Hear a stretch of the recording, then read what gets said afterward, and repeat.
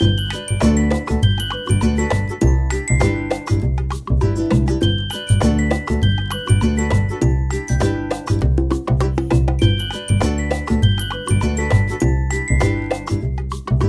Hello नमस्कार, मी सरला. मी तुमचं माझ्या चॅनलवर खूप खूप स्वागत करते. तर आज आपण पनीरची भाजी, पनीर मसाला बनवणार आहोत. तर पनीर मसाल्यासाठी लागणारं साहित्य खूप कमी याच्यात हॉटेल सारखी, रेस्टॉरंट सारखी पनीर मसाल्याची टेस्ट वगैरे होती.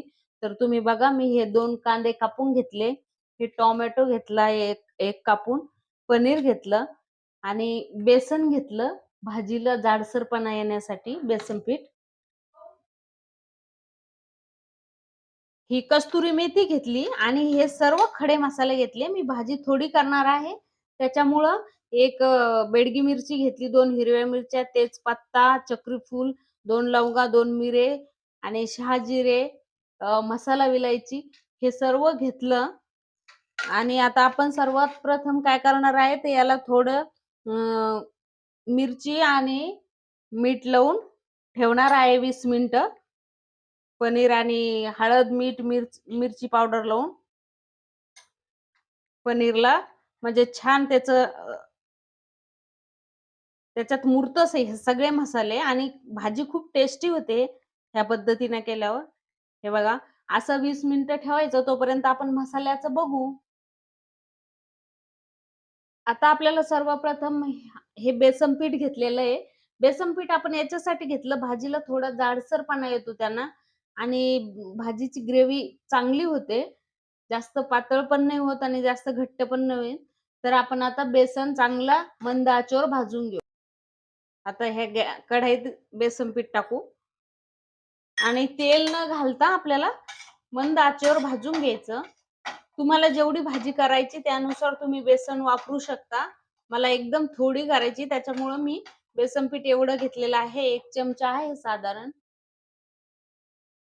तर बेसन पीठ एकदम लाल नाही होऊ द्यायचं, थोडा चांगला स्मेल आला खरपूस तर मग काढून घ्यायचं. उगा कच्चपणा जाईपर्यंत बेसन आपल्याला हलका मंद आचेवर त्याला गरम करून घ्यायचं. हे असं खूप छान वास यायला आता भाजल्याचा खरपूस. तर आता काढून घेऊ आपण. आता आपण तेल घातलं. आता आपण हे कांदा कापून घेतलेला आहे ना, तर हा कांदा गोल्डन कलर येईपर्यंत परतून घ्यायचा. जास्त पण भाजायचा नाही कांदा, कारण कांदा करपला तर भाजीची टेस्ट खराब होते. असं चांगला गोल्डन कलर येईपर्यंत कांदा चांगला परतून घ्यायचा. कांदा उभाच कापायचा आणि मसाल्यासाठी हे असा कलर येईपर्यंत कांदा परतून घ्यायचा. आता आपण कांदा काढून घेऊ. आता आपल्याला टोमॅटो टाकायचं. टोमॅटो पण चांगलं परतून घ्यायचं. टोमॅटोचा आंबटपणा जाईपर्यंत परतून घ्यायचं, नाहीतर भाजीत आंबूसपणा येतो.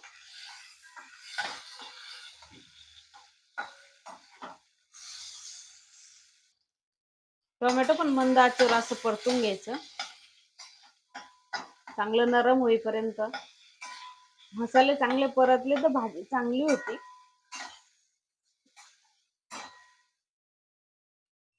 हे असं झाल्यावर आता आपण टोमॅटो काढून घेऊ.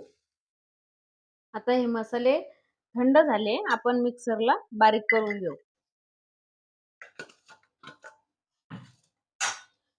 याच्यात तुम्ही काजू भिजू घालून पण घालू शकता किंवा मग टरबुजाच्या बिया पण घालू शकता, कारण की चांगली टेस्ट येते त्यांना.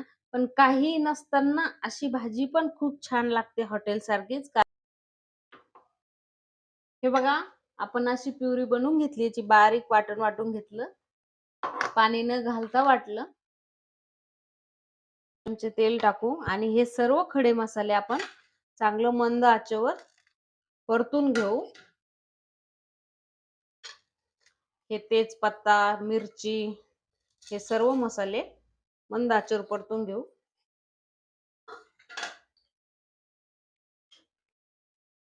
हे मसाले चांगले परतले, ह्या मसाल्याचाच फ्लेवर आपल्या भाजीमध्ये उतरतो खूप छान.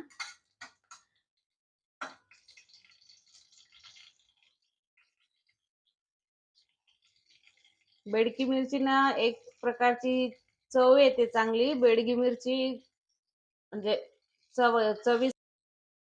आता हे मसाले चांगले परतले. आपण आता हे वाटण वाटून घेतलेलं आहे ते परताला ठेवू.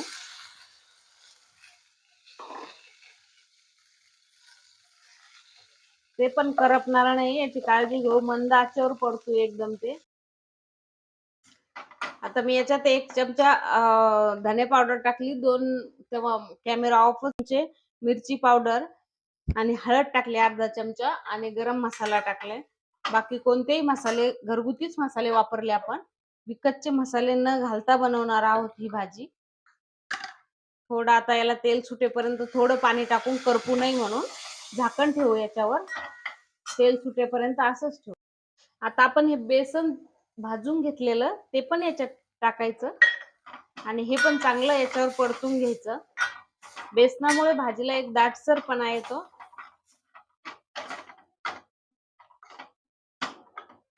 आणि झाकण ठेवून 5 मिनिटं याला तेल सुटेपर्यंत वाफवून घेऊ. हे बघा असं तेल सुटलं भाजीला छान. म्हणजे मसाले चांगले परतले जातात. आता आपण पाणी घालू याच्यात थोडं. पाणी गरम करूनच टाकायचं भाजीमध्ये.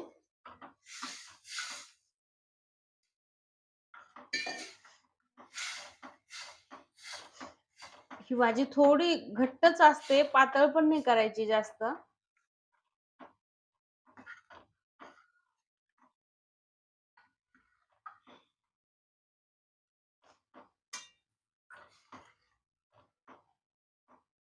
बघू शकता कलर किती छान आला. आता हिला आपण चांगले उकळे काढून घ्यायचे 1-2. चवीनुसार मीठ टाकायचं. आपण थोडं पनीरला पण मीठ लावलेलं आहे. तर आता मीठ अंदाजाने टाकायचे आणि अर्थात थोडी कोथिंबीर हिरवी कापलेली.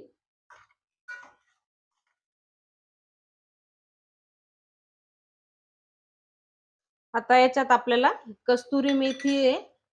हिला हातावर चोळून घालायची कारण त्याच्यात काड्या वगैरे दाताखाली येतात आणि हातावर चोळल्यामुळं सुगंध खूप छान सुटतो.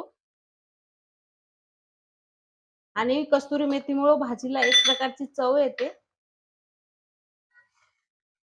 चांगलं 5 मिनिट तरी मंद आचेवर झाकण ठेवू आता आपण याला आणि 5 मिनिट शिजून घेऊ चांगली. आता हे पनीरला आपण लाल मिरची पावडर, हळद आणि मीठ लावून ठेवलं होतं. आता पनीर टाकू याच्यात भाजीमध्ये. आणि पनीरला हे याच्यामुळं लावायचं की कधी-कधी आपण नुसतंच पनीर खाल्लं की फिकं-फिकं लागतं. तर हे मुरतं त्याच्यात आणि चवदार होते भाजी. चव येते भाजीला एक प्रकारची. आणि थोडे मोठेच तुकडे करायचे, जास्त हलवायचं नाही, नाही तर पनीर तुटतं मग.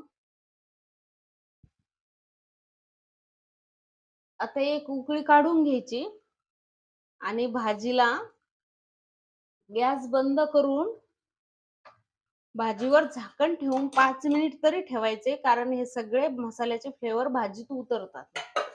हे असं ठेवून द्यायचं 5 मिनिट. हे बघा आता 5 मिनिटं झाले. इथपर्यंत अशीच भाजी इतकी थोडी पतली आणि थोडी घट्टसर अशीच ठेवायची.